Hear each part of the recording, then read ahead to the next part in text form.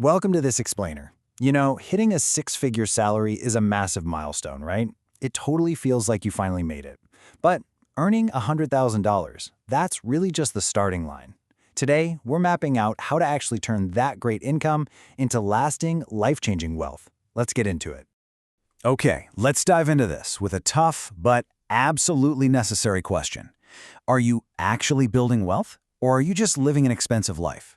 It is incredibly easy to fall into the trap of using a great salary simply to fund higher-priced habits. A six-figure income absolutely has the power to change your future, for sure, but only if you have the exact right money system in place to capture that value. So to get that system up and running, we're going to walk through 6 clear phases today. We've got the six-figure wealth illusion, building a smart budget system, defense through emergencies and retirement, offense via investing and erasing debt, beating lifestyle inflation, and finally, growing your earning power. Let's jump right into phase 1, the six-figure wealth illusion. So there's this fundamental misunderstanding that catches so many high earners totally off guard the second they sign that new contract. It's the belief that a $100,000 salary means you actually have $100,000 to spend, right? Well, in reality, by the time federal and state taxes, Social Security, Medicare, and your workplace benefits are pulled out, your actual take-home pay is way closer to $6,000 or $7,000 a month. Obviously, that depends on where you live, but man, that is a massive drop from the top-line number. Which brings us to our first major rule. Spend based on your net income, not your gross income. The very first mistake people make is mentally benchmarking their lifestyle to that shiny 100K figure. You might think, hey, I make 100 grand, I can easily afford this luxury car. But actually, scratch that. You have to build your rent, your car payments, the whole shebang strictly around your net income. Anchoring your reality to your actual take-home pay, that is the true starting line for wealth.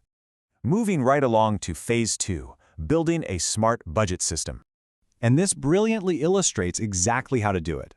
Once we're grounded in our actual take-home pay, we need to give our money a totally automated structure. Look, this isn't about restriction. It's just about giving every single dollar a job, using the classic 50-30-20 system. 50% goes to your absolute needs, like housing and groceries. 30%? That goes to your lifestyle. So yes, you can absolutely still buy that overpriced coffee and take those trips.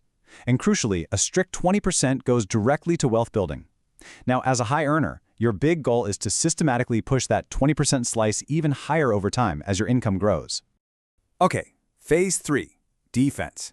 Specifically, emergencies and retirement. Before making those aggressive, exciting investments, you have to protect your foundation so a string of bad luck doesn't just wipe you out entirely. Here's how you do it. Step 1, if your employer offers a 401k match, take it. It's literally free money and the easiest way to build wealth. Step 2, automate those contributions. Don't rely on willpower every 2 weeks. Build a system that deducts the money before you even see it. And step 3, fund 3 to 6 months of expenses. Now, you might be wondering why hold 3 to 6 months specifically in a high-yield savings account.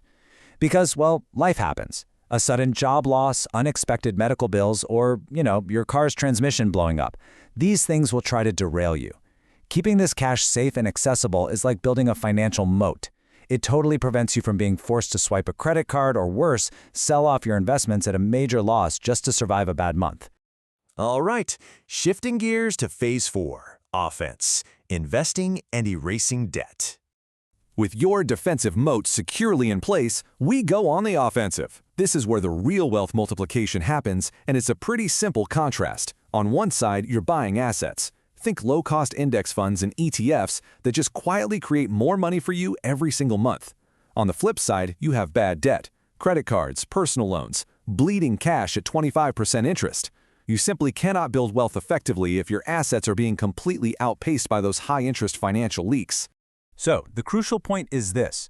Paying 25% interest is literally like investing with a guaranteed loss. No way around it. If you have credit card balances, knocking them out isn't just, good advice.